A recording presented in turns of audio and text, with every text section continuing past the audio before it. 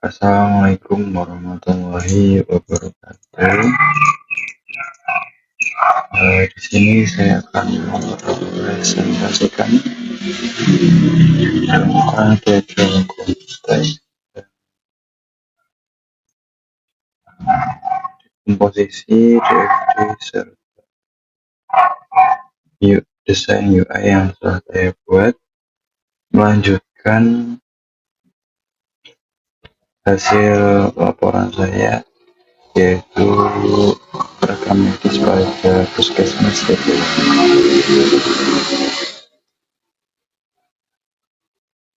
Berikut adalah konteksnya,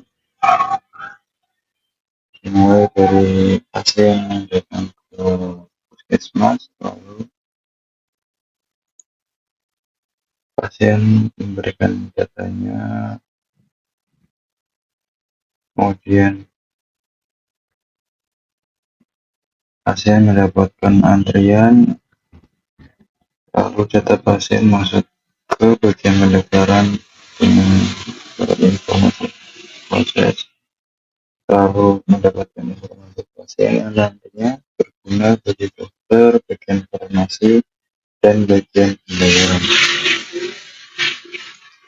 Kemudian selanjutnya ada dekomposisi diagram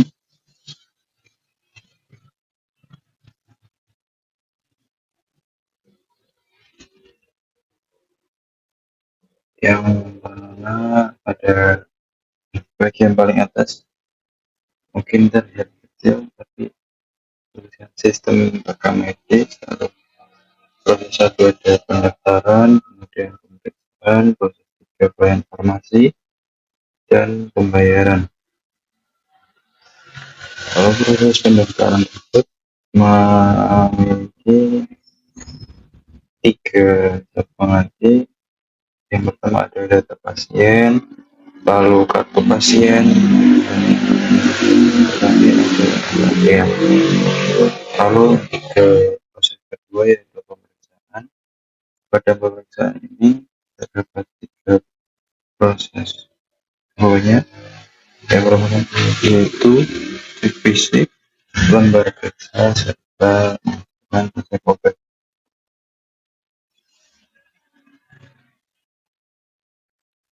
Lalu ada pelayanan farmasi, di mana dalam pelayanan farmasi ini ada pengecekan obat terlebih dahulu, proses peracikan obat, kemudian penggunaan obat oleh pasien. Setelah itu pasien akan diberikan tagihan pembayaran yang mana akan berguna pada proses. Selanjutnya pada DFD level 0 ini memang isinya membahas lebih dalam bagaimana proses dari rekam medis itu berjalan. Di sini ada pasien serta memiliki simpanan data berupa kartu pasien, lalu masuk ke dalam proses daftar. Dari proses daftar mengumpulkan output data pasien dan input data oleh bagian pendaftaran, lalu bagian pendaftaran memberikan datanya ke bagian ke proses periksa yang nanti akan ditangani oleh dokter dan memberikan data kepada bagian farmasi serta pembayaran. Dalam bagi dokter terdapat pula simpanan data yang sama, yaitu kartu pasien. Dalam kartu pasien tersebut akan diisikan resep serta diagnosis hasil dari pemeriksaan.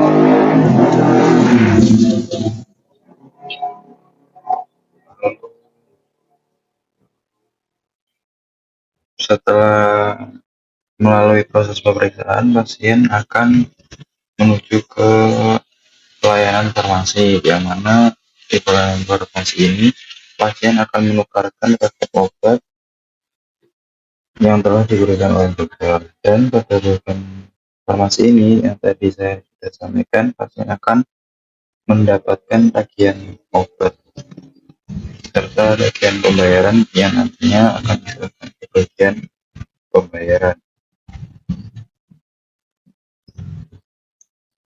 Dan pada DFT satu ini lebih lebih terkunci dari DFT level 0 sebelumnya,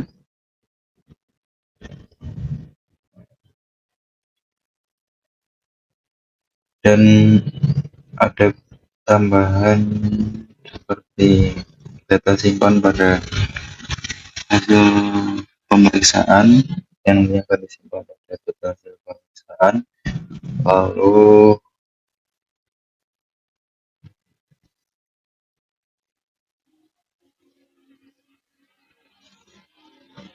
dari resep obat, pasien akan menerima obat dan berlanjut ke proses selanjutnya, yaitu desain database.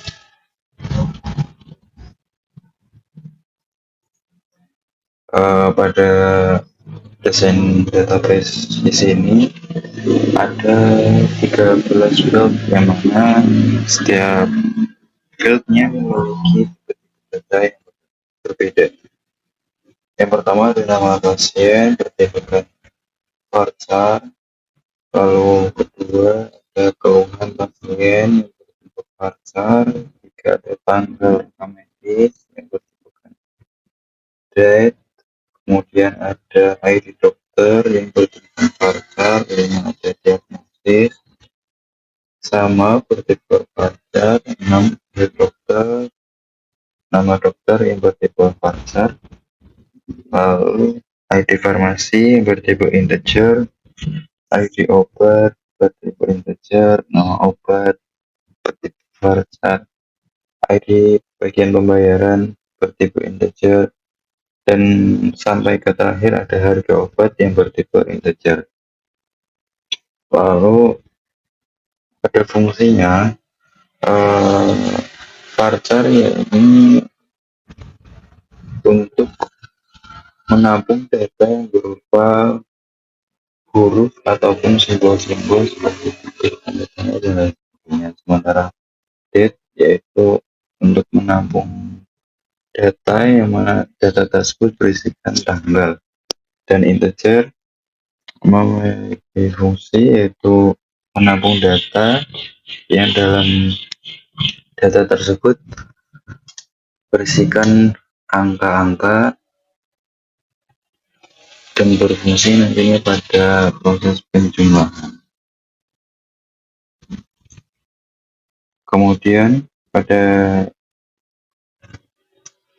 database tadi jika dipetakan menjadi sebagai berikut, yaitu desain database yang mana terpecah-pecah, ada file pasien, file dokter, file obat, file rekam medis, kemudian file farmasi, lalu ada file pembayaran, yang mana isi dari file-file tersebut mengandung dari setiap entitasnya sendiri-sendiri. Juga agar tidak tercampur dan lebih mudah dicarinya, jadi dipisahkan sebagai grup. Kemudian pada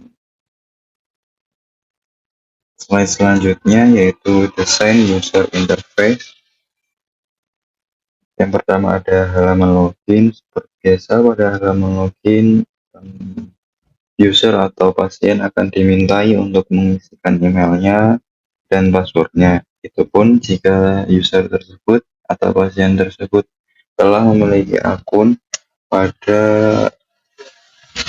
halaman web ini. Selanjutnya, bagi user yang belum memiliki akun tadi akan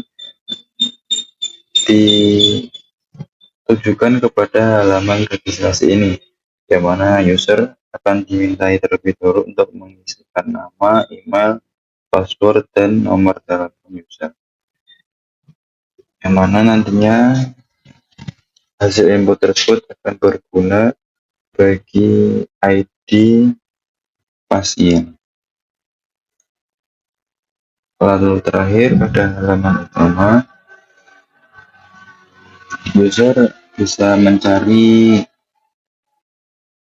pada kolom search bagian paling atas, dan user bisa melihat ada tampilan kategori, yang mana pada tampilan kategori tersebut memiliki bar daftar, tes kesehatan, juga antrian, serta user bisa melihat nomor antriannya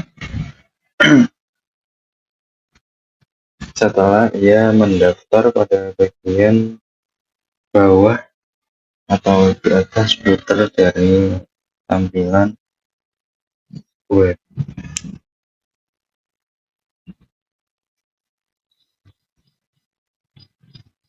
Nantinya user yang ingin melengkapi data-data dirinya, maka user bisa memilih pilihan daftar. Lalu jika sudah melengkapi data diri, apabila user ingin melakukan tes kesehatan, maka bisa memilih tes kesehatan, serta bisa mengecek antrian sekarang sudah sampai nomor berapa.